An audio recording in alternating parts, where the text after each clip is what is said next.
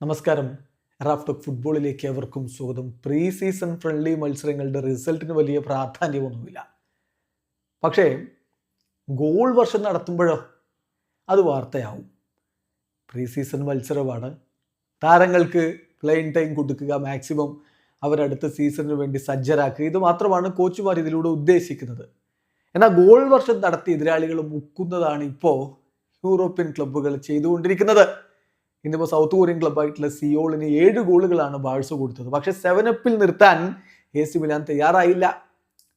Perth ഗ്ലോറിയെ മുക്കിക്കളഞ്ഞത് 9 ഗോളുകൾക്കാണ്. അക്ഷരാർത്ഥത്തിൽ goal മഴ പെയ്ച്ചു AC മിലാൻ. അവർക്ക് വേണ്ടി നോഹ കാഫറും അതുപോലെ റാഫേൽ ലിയാവോയും ഇരട്ട ഗോളുകൾ നേടിയപ്പോൾ ടെറാസിയാനോയും കൊമാറ്റോയും ചെക്വീസും റിച്ചിയും മൂസായും ഓരോ ഗോളുകളും കണ്ടെത്തി.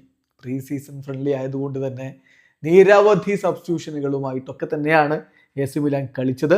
എന്നാൽ തുടക്കം മുതൽ ഗോൾ അടിക്കാൻ അവർ മത്സരിക്കുന്ന കാഴ്ചയും നമ്മൾ കണ്ടു. കളിയുടെ 3-ാമത്തെ മിനിറ്റിൽ തന്നെ ഫിലിപ്പെ ടെറാസിയാനോയിലൂടെ അവർ ലീഡെടുത്ത് കഴിഞ്ഞിരുന്നു.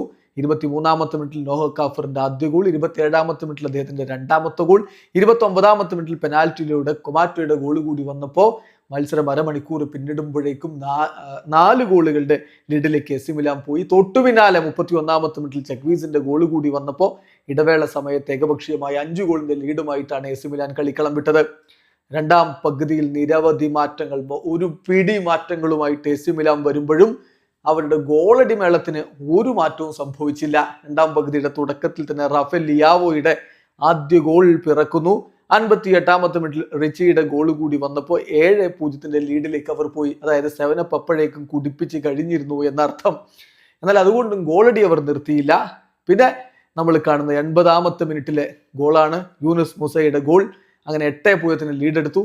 റാഫേൽ ലിയാവോ 85-ാമത്തെ മിനിറ്റിൽ ഗോൾ അടിച്ചപ്പോൾ ഏകപക്ഷീയമായ 9 ഗോളുകളുടെ വിജയമാണ് ഇപ്പോൾ AC മിലാൻ സ്വന്തമാക്കിയിരിക്കുന്നത്. വീഡിയോ അവസാനിക്കുന്ന ഫുട്ബോൾ ലോകത്തെ കൂടുതൽ വിശേഷങ്ങളുമായി റാഫ്റ്റോക്സ് വീഡിയോ എത്താം.